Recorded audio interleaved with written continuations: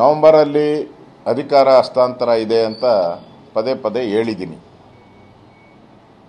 ಈಗ D K Shivakumar ಅವರು ಸಿದ್ದರಾಮಯ್ಯನವರು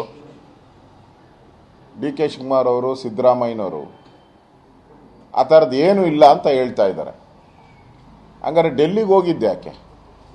ಆಯಿತು, ಇನ್ವಿಟೇಷನ್ ಕೊಡೋಕ್ಕೆ ಹೋಗಿ ಕರೆಯೋಕ್ಕೆ 5 ನಿಮಿಷದ ಕೆಲಸ ಅಥವಾ ಅರ್ಧ ದಿನದ ಕೆಲಸ. ಅಲ್ಲೇ ಡಿ ಕೆ ಶಿವಕುಮಾರ್ ಅಣ್ತಮಾಸ್ ಅಲ್ಲೇ ಕೂತ್ಕೊಳೋದು. ಡಿ ಕೆ ಶಿವಕುಮಾರ್ ಸಿದ್ದರಾಮಯ್ಯನ ಬೆಂಬಲಿಗರೆಲ್ಲ ಹೋಗಿ ಡೆಲ್ಲಿಯಲ್ಲಿ ಕೂತ್ಕೊಳೋ ಅವಶ್ಯಕತೆ ಏನಿತ್ತು?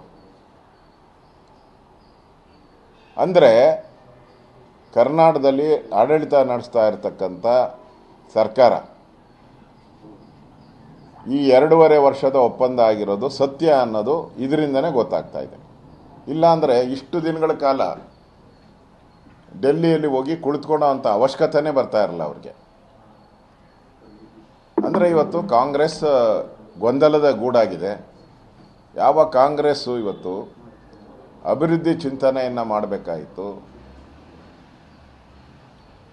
ರೈತರ ಕಷ್ಟಗಳನ್ನು ಕೇಳಬೇಕಾಯಿತು. ಒಂದು ಕಡೆ ಕಬ್ಬು ಬೆಳೆಗಾರರ ಸಮಸ್ಯೆ ಇನ್ನೂ ಬಗೆಹರದೇ ಇಲ್ಲ. ಇನ್ನೂ ಒಂದು ಕಡೆ ಕಾಡು ಮೃಗಗಳ ಹಾವಳಿಯಿಂದ ಜನ ಸಾಯ್ತಾ ಇದ್ದಾರೆ. ಇನ್ನೊಂದು ಕಡೆ ಕಾಡು ಮೃಗಗಳು,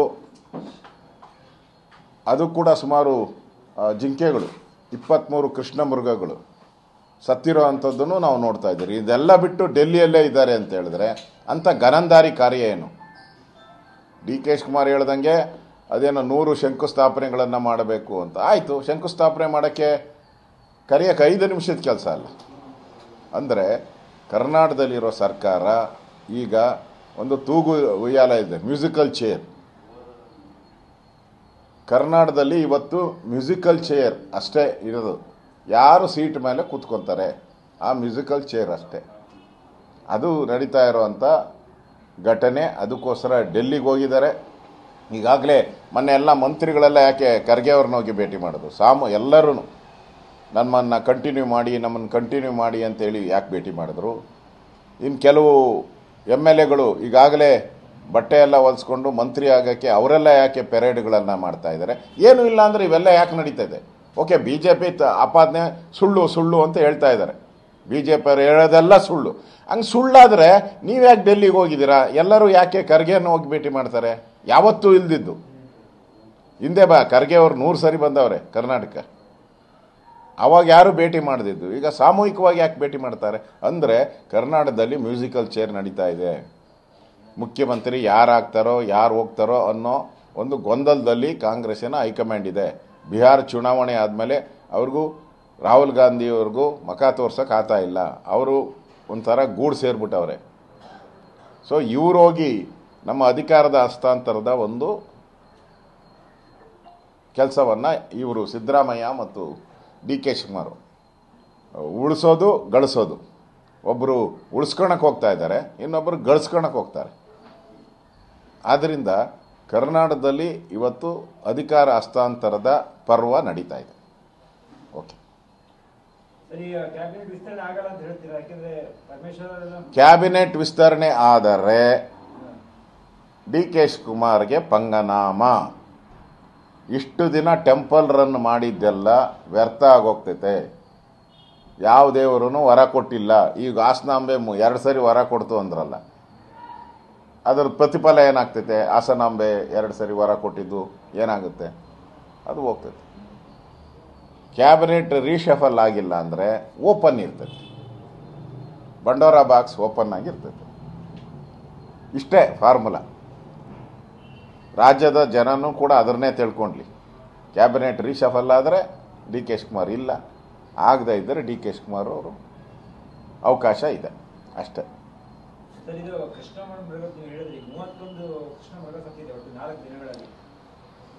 ಈಗಾಗಲೇ ಅರಣ್ಯ ಸಚಿವರು ಅದ್ರ ಬಗ್ಗೆ ಗಮನ ಹರಿಸಬೇಕಾಗಿತ್ತು. ಕಾರಣ ಏನು?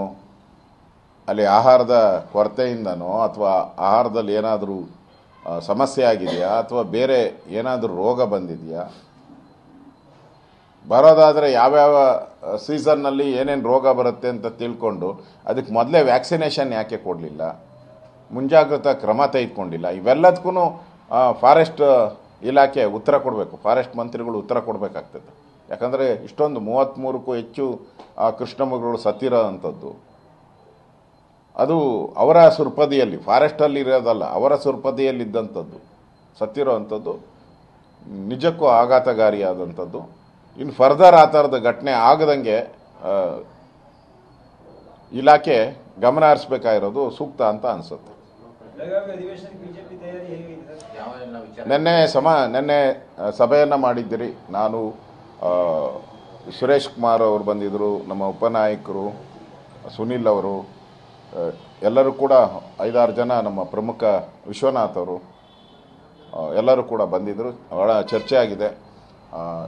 ಪ್ರತಿ ಬಾರಿನೂ ಬೆಳಗಾವಿ ಅಧಿವೇಶನ ಕರೆದಾಗ ಉತ್ತರ ಕರ್ನಾಟಕದ ಬಗ್ಗೆ ಚರ್ಚೆ ಮಾಡ್ತೀರಿ ಅಂತ ಹೇಳೋದು, ಕೊನೆಯಲ್ಲಿ ಅವಕಾಶ ಕೊಡೋದು, ಮುಖ್ಯಮಂತ್ರಿಗಳು ತಿಪ್ಪೆ ಸಾರಿಸಿ ಉತ್ತರವನ್ನು ಕೊಟ್ಟು ಹೋಗುವಂಥದ್ದು. ಅದಾಗಬಾರ್ದು ಈ ಸರಿ. ಅದಕ್ಕೋಸ್ಕರ ಬೆಳಗಾವಿಯಲ್ಲಿ ನಡೆಯುವಂಥ ಅಧಿವೇಶನದಲ್ಲಿ ಮೊದಲನೇ ಪ್ರಾರಂಭದಲ್ಲೇ ಉತ್ತರ ಕರ್ನಾಟಕದ ಬಗ್ಗೆ ಚರ್ಚೆ ಆಗಬೇಕು. ಇದು ನಮ್ಮ ಪಟ್ಟು. ಇದು ನಾವು ಇದಕ್ಕೋಸ್ಕರ ಡಿಮ್ಯಾಂಡ್ ಮಾಡ್ತೀರಿ, ಇದಕ್ಕೋಸ್ಕರ ಹೋರಾಟ ಮಾಡ್ತೀರಿ.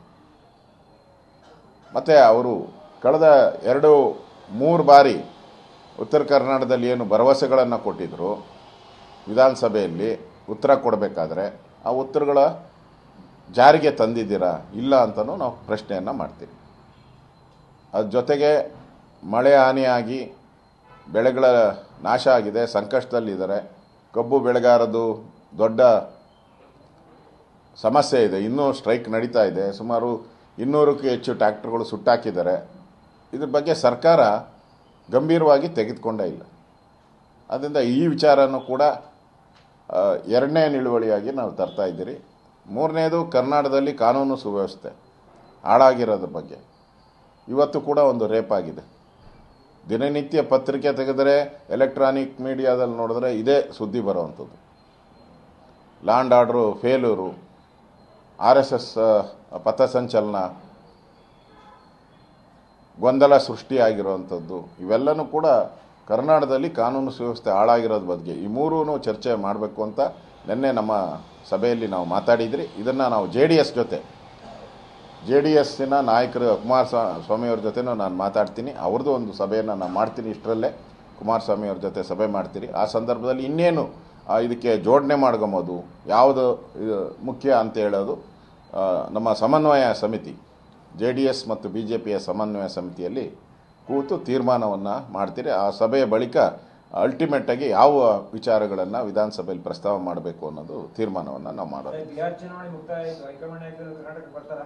ನಿಮ್ಮ ಹೈಕಮಾಂಡ್ ನಾಯಕರು ಕೆಲವೊಂದಿಷ್ಟು ಆಯ್ಕೆ ಪ್ರಕ್ರಿಯೆಗಳು ಹಾಗೆ ಇದೆಯಲ್ಲ ಸರ್? ಇಲ್ಲ, ಯಾವುದೂ ಇಲ್ಲ. ಆ ಥರದ್ದು ಏನು ಸುಳಿವು ಸದ್ಯಕ್ಕೆ ಆ ಥರದ್ದು ಯಾವುದೇ ಸುಳಿವು ಕೂಡ ಇಲ್ಲ. ನಾವು ಗೆದ್ದಿದ್ದೀರಿ. ಅಲ್ಲಿ ಸರ್ಕಾರ ಇನ್ನೂ ರಚನೆ ಮಾಡಬೇಕಾಗಿದೆ, ಮುಖ್ಯಮಂತ್ರಿಗಳು ಸ್ವೇರಿಂಗ್ ಸೆರೆಮನಿ ಆಗಬೇಕಾಗಿದೆ. ಇವೆಲ್ಲ ದೊಡ್ಡ ಪ್ರೋಸೆಸ್ ಇದೆ, ಮುಗಿಲಿ. ಸರ್, ಇದು ಅತಿವೃಷ್ಟಿ ಪರಿಹಾರ ಇನ್ನೂ ಕೂಡ ಬಂದಿಲ್ಲ. ಬಹಳ ದೊಡ್ಡ ಸಂಕಷ್ಟದಲ್ಲಿ ಸಿಗಾಕೊಂಡಿದ್ದಾರೆ ರೈತರು. ನೆನ್ನೆನೂ ಕೂಡ ನಾನು ಚಾಮರಾಜನಗರಕ್ಕೆ ಹೋಗಿದ್ದೆ. ಚಾಮರಾಜನಗರದಲ್ಲಿ ಹೋದಾಗ ಅಲ್ಲೂ ಕೂಡ ರೈತರು ನನ್ನನ್ನು ಭೇಟಿ ಮಾಡಿದರು.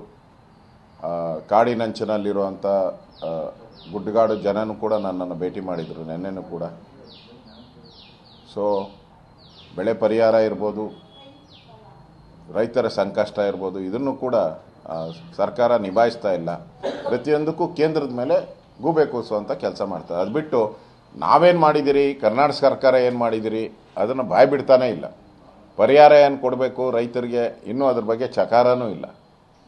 ಕೇಳದೆ ಪುಟಗಟ್ಟಲೆ ಭಾಷಣ ಮಾಡ್ತಾರೆ ಸರ್ಕಾರ, ಪುಟಗಟ್ಟಲೆ ಭಾಷಣ.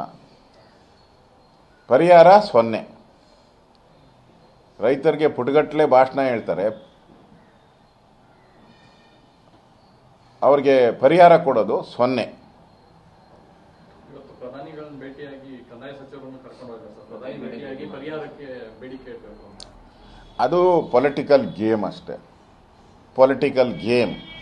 ಸಿದ್ದರಾಮಯ್ಯನವ್ರದ್ದು ಪೊಲಿಟಿಕಲ್ ಗೇಮ್ ಅಷ್ಟೇ, ಅದರಲ್ಲಿ ಏನು ಉರುಳಿಲ್ಲ, ರಾಜಕಾರಣ ಅಷ್ಟೇ ಇಲ್ಲಿ.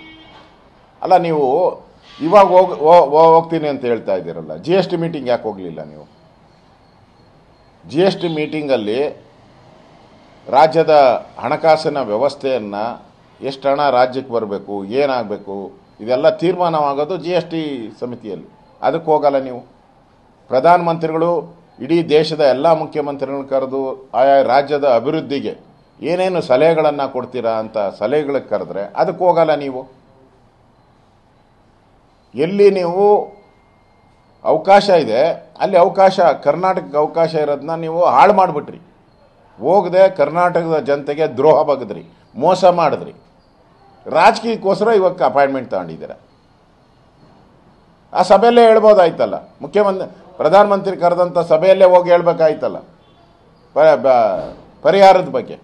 ಕಳೆದ ವರ್ಷ ಹಿಂಗೆ ಫ್ಲಡ್ ಆಗಿತ್ತು, ನಮಗೆ ಪರಿಹಾರ ಕಡಿಮೆ ಆಗಿತ್ತು, ಈ ವರ್ಷ ಆಗಿದೆ, ಈ ಥರದ್ದೆಲ್ಲ ಹೇಳ್ಬೋದಾಯಿತು. ಹೇಳೇ ಇಲ್ಲಲ್ಲ. 100% ನಾಟಕ, ಸಿದ್ದರಾಮಯ್ಯನವರ ನಾಟಕ. ಯಾವಾಗ ಎಲ್ಲ ಅಧಿಕಾರಿಗಳು, ಎಲ್ಲ ಮುಖ್ಯಮಂತ್ರಿಗಳು, ಎಲ್ಲ ಚೀಫ್ ಸೆಕ್ರೆಟರಿಗಳು, ದೇಶದ ಎಲ್ಲರೂ ಇರುವಾಗ ಹೇಳೋಕ್ಕೆ ನಿಮ್ಗೆ ಅವಕಾಶ ಇದ್ದಾಗ ನೀವು ಹೋಗಲೇ ಇಲ್ಲ ಆ ಸಭೆಗೆ. ಈಗ ಯಾರು ಇರಲ್ಲ. ಈಗ ಯಾರು ಇರ್ತಾರೆ? ಪ್ರಧಾನಮಂತ್ರಿ ಇರ್ತಾರೆ, ಅವರ ಸೆಕ್ರೆಟರಿ ಇರ್ತಾರೆ. ಅವಾಗ ದೇಶದ ಎಲ್ಲ ಸೆಕ್ರೆಟರಿ, ಕೇಂದ್ರದ ಎಲ್ಲ ಇಲಾಖೆಯ ಸೆಕ್ರೆಟರಿಗಳು ಪ್ರೆಸೆಂಟ್ ಇರ್ತಾರಲ್ಲಿ. ನಾನು ಕೂಡ ಆ ಥರದ ಸಭೆಯಲ್ಲಿ ಭಾಗವಹಿಸಿದ್ದೀನಿ. ನಾನು ಕೂಡ ಬೊಮ್ಮಾಯಿಯವ್ರ ಜೊತೆ, ಯಡಿಯೂರಪ್ಪನವ್ರ ಜೊತೆ ಹೋಗಿದ್ದೀನಿ. ನಾನು ಅಲ್ಲಿ ಪ್ರಸ್ತಾವ ಮಾಡಲಿಲ್ಲ. ನೀವು ಇವಾಗ ಏನು ಪ್ರಸ್ತಾವ ಮಾಡೋಕ್ಕೆ ಹೋಗಿದ್ದೀರಾ? ಸುಮ್ಮನೆ ನಾಟಕ. ಹೋಗೋದು, ಮೆಮೊರಾಂಡಮ್ ಕೊಟ್ಟಿರೋದು, ಆಮೇಲೆ ಇಲ್ಲಿ ಬಂದು ಕೊಟ್ಟಿಲ್ಲ ಅಂತ ಬೊಬ್ಬೆ ಬಡಿಯೋಕ್ಕೆ. ಈಗಲೇ ಹೇಳ್ತಾ ಇದ್ದೀನಿ, ಬೊಬ್ಬೆ ಬಡಿಯೋಕ್ಕೆ. ಹೆಂಗೆ ಬಿಹಾರದ ಎಲೆಕ್ಷನ್ ಮುಂಚೆನೇ ಹೇಳಿದ್ನಲ್ಲ ನಾನು. ಬಿಹಾರದ ಎಲೆಕ್ಷನ್ ಮುಂಚೆನೇ ಹೇಳಿದೆ, ಗ್ಯಾರಂಟಿ ನೋಡಿ ಎಲೆಕ್ಟ್ರಾನಿಕ್ ವೋಟಿಂಗ್ ಮಿಷಿನ್ ಸರಿ ಇಲ್ಲ ಅಂತಾರೆ, ವೋಟ್ ಚೋರಿ ಅಂತಾರೆ. ಅದಾದಮೇಲೆ ಅದೇ ಸೇಮ್ ಅದೇ. ಇವಾಗೂ ಅಷ್ಟೇ ಹೇಳ್ತೀನಿ. ಸಿದ್ದರಾಮಯ್ಯನವ್ರು ಹೋಗಿ ಆಚೆ ಬಂದ ಮೇಲೆ ಅದನ್ನೇ ಹೇಳೋದವರು. ಮೋಸ ಆಗಿದೆ, ವಂಚನೆ ಆಗಿದೆ, ನಮಗೆ ಸರಿಯಾಗಿ ದುಡ್ಡು ಕೊಟ್ಟಿಲ್ಲ ಅಂತ. ನಾನು ನಿಮ್ಗೆ ಹೇಳ್ತೀನಿ, ದುಡ್ಡು ಕೊಡೋವಾಗ ಯಾಕಪ್ಪ ನೀನು ಹೋಗಿ ಕೇಳಲಿಲ್ಲ, ಯಾಕೆ ಆ ಮೀಟಿಂಗಲ್ಲಿ ಅಟೆಂಡ್ ಮಾಡಲಿಲ್ಲ, ರಾಜ್ಯದ ಜನತೆಗೆ ಉತ್ತರ ಕೊಡು ಅಂತ ನಾನು ಸಿದ್ದರಾಮಯ್ಯನವ್ರನ್ನ ಕೇಳ್ತಾ ಇದ್ದೆ. ಧನ್ಯವಾದ. ರಾಜ್ಯ ಸರ್ಕಾರಕ್ಕೆ ಒಂದು ಪತ್ರ ಬಂದಿದ್ದಾರೆ. ನಮ್ಮ ಕ್ಷೇತ್ರದಲ್ಲಿ ಅಭಿವೃದ್ಧಿ ಕಾಮಗಾರಿ ಸರಿಯಾಗಿ ಆಗ್ತಿಲ್ಲ, ಮುಂದೊಂದು ದಿನ ಹೀಗೆ ಆದರೆ ಧರಣಿ ಮಾಡಬೇಕಾಗುತ್ತೆ ಅಂತ ಉಚ್ಚಾಟಿತ ಕರ್ನಾಟಕದ ಬೆಂಗಳೂರಲ್ಲಂತೂ ಎಲ್ಲೆಲ್ಲಿ ವೈಟ್ ಟ್ಯಾಪಿಂಗ್ ಆಗ್ತಾ ಇದೆಯೋ ಎಲ್ಲ ಕಡೆ ಅಧ್ವಾನ ಇದ್ದೋಗಿ ಓಡಾಡೋಕ್ಕೆ. ಅಂದರೆ ಯಾವ ವೈಟ್ ಟ್ಯಾಪಿಂಗ್ ರೋಡನ್ನು ಬ್ಲ್ಯಾಕ್ ಮಾಡಿದಾರಲ್ಲ, ಆ ಬ್ಲ್ಯಾಕ್ ಮಾಡಿ ಏನೋ ಒಂದು ತಿಂಗಳಲ್ಲಿ ಮುಗಿದ್ರೆ ಪರವಾಗಿಲ್ಲ, 6 ತಿಂಗಳು, 1 ವರ್ಷ ಆಗ್ತಾಯಿದೆ. ಎಲ್ಲ ಜಾಮ್ ಆಗ್ತಾಯಿದೆ. ಎಂಟೈರ್ ರಿಂಗ್ ರೋಡ್ ಜಾಮ್ ಆಗ್ತಾಯಿದೆ. ನೀವು JP ನಗರದಿಂದ ಹಿಡಿದು ನೀವು ನಾಯಂಡಹಳ್ಳಿ ಸರ್ಕಲ್ವರೆಗೂ ಓಡಾಡೋಕ್ಕೆ ಆಗಲ್ಲ. 1 ಕಿಲೋಮೀಟ್ರ್ ಗಟ್ಟಲೆ ಜಾಮ್ ಆಗ್ತಾಯಿದೆ. ಇವರೇನೋ ವೈಟ್ ಟ್ಯಾಪಿಂಗ್ ಕಮಿಷನ್ ತೊಗೊಂಡು ಯಾರಿಗೋ ಕೊಟ್ಬಿಟ್ಟಿದ್ದಾರೆ. ಆ ಕಮಿಷನ್ ಕೊಟ್ಟು ಮಾಡ್ತಾ ಇರೋನು ಸರಿಯಾಗಿ ಕೆಲಸ ಮಾಡ್ತಾಯಿಲ್ಲ. 6 ತಿಂಗಳಿಂದ ಮಾಡ್ತಾಯಿದ್ದಾರೆ ಬಸವನಗುಡಿ ವೈಟ್ ಟ್ಯಾಪಿಂಗ್. 6 ತಿಂಗಳಿಂದ ಎಲ್ಲ ಟ್ರಾಫಿಕ್ ಜಾಮ್ ಆಗೋಗ್ತಾ ಇದೆ.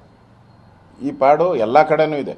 ಈ ಯಶವಂತಪುರ ಒಂದೇ ಕಡೆ ಅಲ್ಲ, ಇಡೀ ಬೆಂಗಳೂರಲ್ಲಿ ವೈಟ್ ಟ್ಯಾಪಿಂಗ್ ಹೆಸರಲ್ಲಿ ಕಮಿಷನ್ ಕೊಟ್ಟು ಕೆಲಸ ತಗೊಂಬಿಟ್ಟಿದ್ದಾರೆ.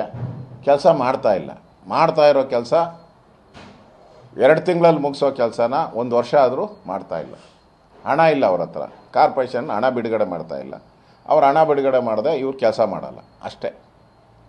ಅದೇನೋ ಹೇಳ್ತಾರಲ್ಲ, ಹುಚ್ಚಿಬಿಡೋವರೆಗೂ ಮದುವೆ ಆಗಲ್ಲ, ಮದುವೆ ಆಗೋವರೆಗೂ ಹುಚ್ಚಿಬಿಡಲ್ಲ. ಆ ಸ್ಥಿತಿ ಇವತ್ತು ವೈಟ್ ಟ್ಯಾಪಿಂಗ್ನ. ಇನ್ನಷ್ಟು ಹೆಚ್ಚಿನ ಮಾಹಿತಿಗಾಗಿ ಫಾಲೋ ಮಾಡಿ ಬ್ರಿಗೇಡ್ ನ್ಯೂಸ್ ಕನ್ನಡ.